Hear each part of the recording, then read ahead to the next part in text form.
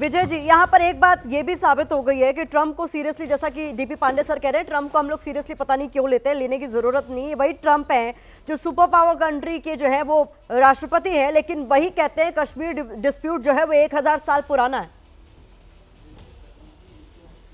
कि राष्ट्रपति ट्रंप को जो जवाब दिया है, प्रधानमंत्री ने उनका जिक्र पूरे भाषण में नहीं किया, ये एक बड़ा जवाब है। और वो ये भी बता रहा है कि भारत इस बात को बर्दाश्त नहीं करेगा कि आप भारत और पाकिस्तान को एक साथ रख सकें, एक तराजू पर तोलने की कोशिश करें, आतंकवाद के मसले पर, और कश्मीर को भी इस तरह से मुद्दा बनाएं। दूसरी बहुत महत्वपूर्ण बात है, मैं बताता हूं कि न्यूक्लियर ब्लैकमेलिंग की बात प्रधानमंत्री ने कहा नहीं चलेगी। ये तो दुनिया में कहीं नहीं हुआ। जब 2 न्यूक्लियर पावर्स होने के बाद भी, जो लोग दुनिया सोच रही थी, उसके बाद भी भारत ने हमला किया और ताकतवर तरीके से जवाब दिया।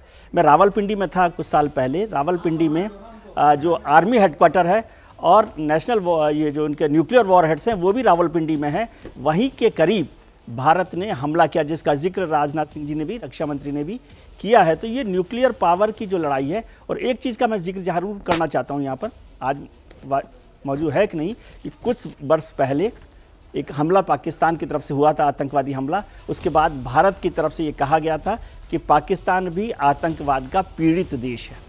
उसका जवाब आज प्रधानमंत्री ने दिया और कहा है कि भारत और पाकिस्तान अलग अलग देश हैं और आतंकवाद को और आतंकवाद को पालने वाली सरकार के साथ काम नहीं चल सकता। बिल्कुल। वर्षा मैम, मैं आपका भी रुख करना चाहूंगी। प्रधानमंत्री मोदी के भाषण में सेना के शौर्य की जमकर तारीफ की गई है और इस दौरान उन शहीद जाबाज सैनिकों को भी हमें सलाम करना चाहिए जिन्होंने अपना सर्वोच्च बलिदान दिया। हमारी यह लड़ाई आतंक के खिलाफ थी, लेकिन पाकिस्तान ने कोई शर्म हया नहीं रखी। उसने सिविलियन इलाकों को टारगेट किया और हमारे मिलिट्री इंस्टॉलेशंस को भी टारगेट करने की कोशिश उनकी तरफ से की गई।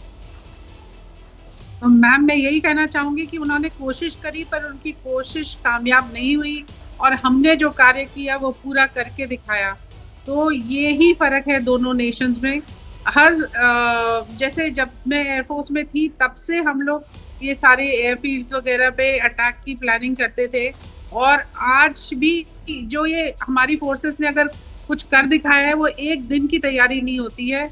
हमारी फोर्सेस हमेशा सजग रहती हैं, हमेशा प्रैक्टिस करती रहती हैं, जिससे कि जिस दिन रिक्वायर्ड हो उस दिन वो सटीक निशाना साधें और सही जगह पे अपना कार्य करके आए। तो जितने भी हमारे ऑपरेशंस रहे वो बिल्कुल ही आपको खुद ही पता है कि सारी एयरफील्ड्स को नष्ट किया और हर कार्य वो बेहतरीन तरीके से करके आए। तो इसके लिए तो हमें हमेशा अपनी सैन्य फोर्सेस की तरफ नतमस्तक रहना चाहिए।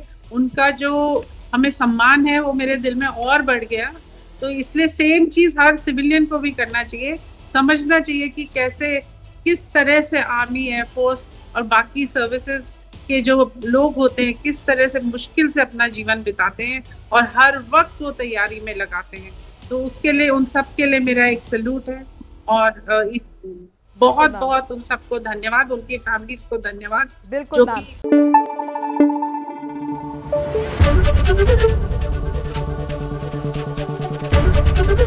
एबीपी न्यूज आपको रखे आगे।